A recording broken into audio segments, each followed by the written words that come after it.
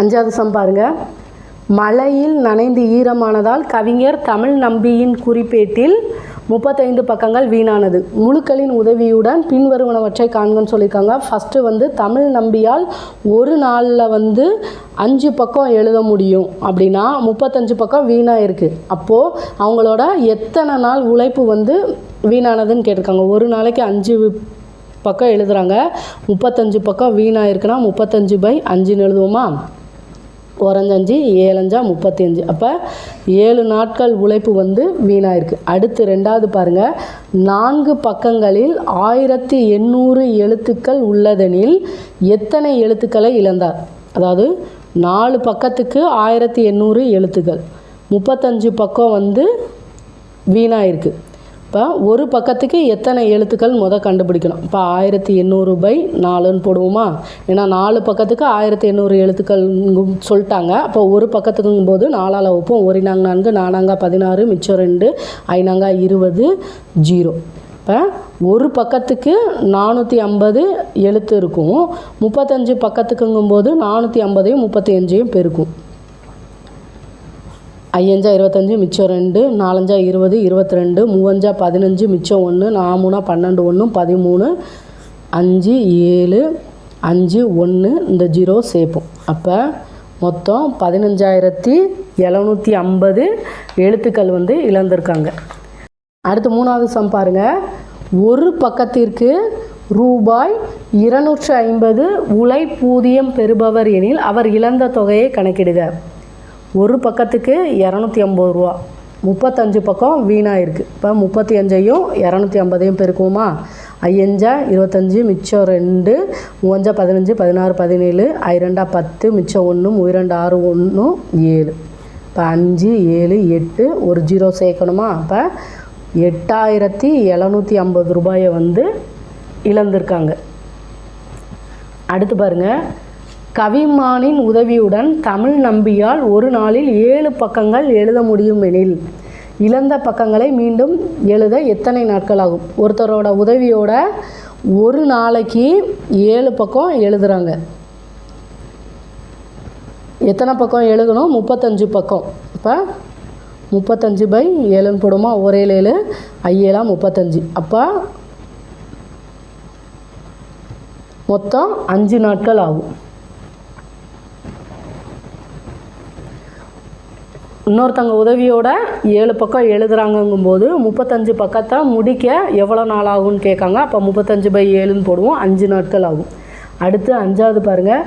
கவிமானின் உதவிக்காக தமிழ் நம்பி தன் உழைப்பூதியத்தில் இருந்து பக்கத்திற்கு 100 வழங்குகிறார் எனில் கவிமானுக்கு கிடைக்கும் வருவாயை காண்க. ஒரு பக்கத்துக்கு அவங்க கவிமானின் உதவிக்கு 100 ரூபா கொடுக்காங்க. இப்போ மொத்தம் எத்தனை பக்கம்? 35 பக்கம். இப்போ 35 பக்கத்துக்கு 100 ரூபாங்கும்போது 3500 ரூபா அவங்க ஃப்ரெண்டுக்கு கொடுப்பாங்க. அடுத்த சம் பாருங்கள். எண்ணுடன் 2ஐ கூட்டுங்கள், பிறகு 5ஆல் பெருக்கவும், அதிலிருந்து 10ஐ கழிக்கவும், அதனை 4ஆல் வகுத்தால் 15 கிடைக்கும் எனில் நான் யாருன்னு கேட்டிருக்காங்க. எண்ணுடன் 2ஐ 4ங்கிறது தான் என்னன்னு கேட்டிருக்காங்க. அப்போ இது நமக்கு என்னன்னு தெரியாது, அதை எக்ஸ்ன்னு வச்சுக்கிடுவோம். அதனுடன் 2ஐ கூட்டவும். அப்போ எக்ஸோட 2ஐ கூட்டுறோம். அடுத்து 5ஆல் பெருக்கணும். இப்போ இதை சேர்த்து தான் 5ஆல் பெருக்கிறோம். அதிலிருந்து 10ஐ கழிக்கவும். இதிலிருந்து 10ஐ கழிக்கணும். அடுத்து அதனை 4ஆல் வகுத்தால்னா மொத்தமாக 4ஆல் வகுக்கிறது. 15 கிடைக்கும் எனில் ஆன்சர் 15 சொல்லிட்டாங்க. அப்போ எக்ஸோட மதிப்பு என்னன்னு கேட்டிருக்காங்க. இது ஏன் இப்படி எழுதுகிறோம்னா, எண்ணுடன் 2ஐ கூட்டுங்கள், அந்த நம்பர் என்னன்னு தெரியாது, அதை எக்ஸ்ன்னு வச்சுருக்கோம். அதை 2ஆல் கூட்டணும். அடுத்து அதை 5ஆல் பெருக்கணுங்கிறம்போது இதை ப்ராக்கெட்டுக்குள்ளே போட்டு ×5ன்னு எழுதுவோம். அதிலிருந்து 10ஐ கழிக்கவும். இப்போ -10. அதனை 4ஆல் வகுத்தால் அப்போங்கும்போது 4ஆல் வகுக்கிறோம். ஆன்சர் 15 கிடைக்கும்னு சொல்லியிருக்காங்க. = 15. இப்போ நம்ம எக்ஸை கண்டுபிடிக்கலாமா? இந்த வகுத்தலில் இருக்க 4 ஈக்குவல்ட்டுக்கு அங்கிட்டு போகும்போது பெருக்கல்ல மாறும்.